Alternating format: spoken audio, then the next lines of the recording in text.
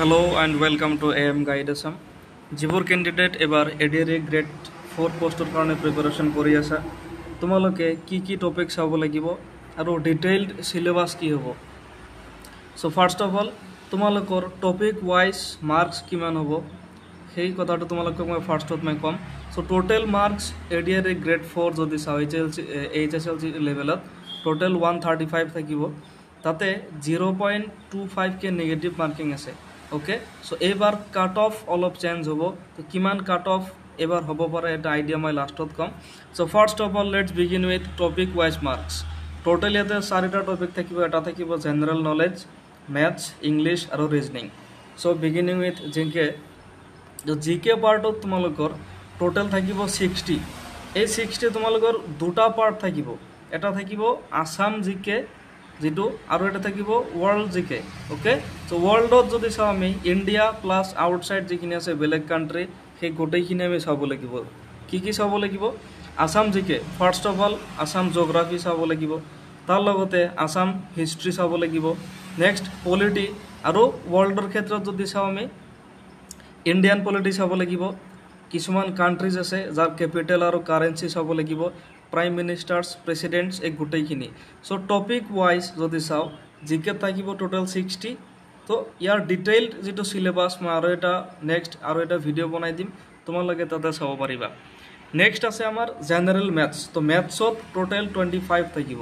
Okay so मैथ्सत की topic चाम आमी एकदम क्लास 10 लेवलर माने जिकेटा टपिक আছে তোমালোকে first of all LCM SF চাব লাগিব, प्रॉफिट लॉस চাব লাগিব, তার পিছত যদি চাও আমি रेशिओ प्रपोर्शन এইখিনি চাব লাগিব। সো মোস্ট ইম্পর্টেন্ট যিখিনি টপিক আছে ম্যাথছৰ তাৰ ওপৰত মই এটা সেপাৰেট ভিডিও বনাই দিম। সো টোটাল থাকিব 25 আৰু ইংলিশত যদি চাও টোটাল 15 থাকিব। এই 15ত তোমালোকে কি চাবা একদম ইয়াতে জেনারেল কিছুমান কোয়েশ্চনস থাকিব, সিনোনিম এন্টোনিম থাকিব ইয়াতে। তো সিনোনিম এন্টোনিম তাৰ পিছত এটা গ্ৰুপ অফ ধৰা এনিমেলস থাকিব, তাক কি বুলি কোৱা হয়, তাৰ লগতে কিছুমান আছে তাৰ সৰু সৰু পোৱালে কি বুলি কোৱা হয়, तार लगते থাকিব आमार टेन्सेस याते থাকিব, टेन्स भार्ब और प्रिपोजिशन। तार लगते और किछुमान टपिक আছে मैं तार ओपरत एक्सट्राके तुम्हालोকক पिছত बुझाई दिम की चाब लागे। और लास्ट पार्ट আছে आमार रीजनिंग। रीजनिंगत दुटा पार्ट থাকে, এটা থাকে ভার্বেল, এটা থাকে নন ভার্বেল। এই গোটেইখিনি মিলাই থাকিব টোটাল 35। তো এইটো হল আমার টপিক ওয়াইজ মার্কস मैं তোমালোকক কৈ দিলো। এইটো এটা ফুল সিলেবাস হয়।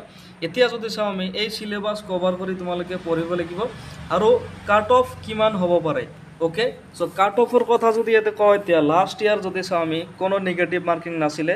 So without any negative marking last year জেনাৰেলৰ কাৰণে কাট অফ আছিলে 79।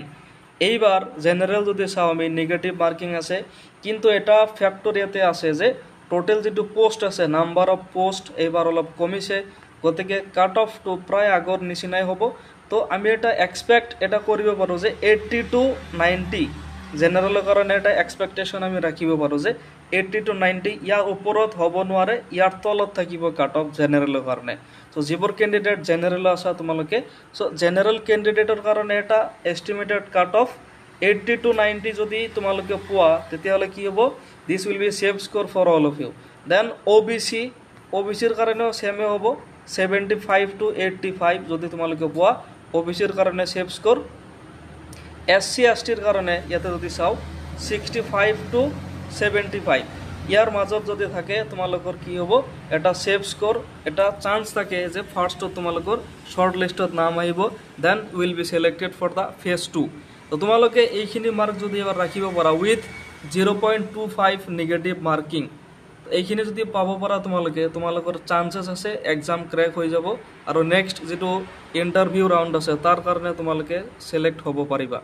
এতিয়া কোনখন টপিকৰ পৰা কি চাব লাগিব সাব টপিকস এই গোটেইখিনিৰ ওপৰত মই ডিটেইলড এটা সিলেবাসৰ ভিডিও নেক্সট মোৰ এইটো চেনেলত আপলোড কৰিম, তোমালোকে পাই যাবা।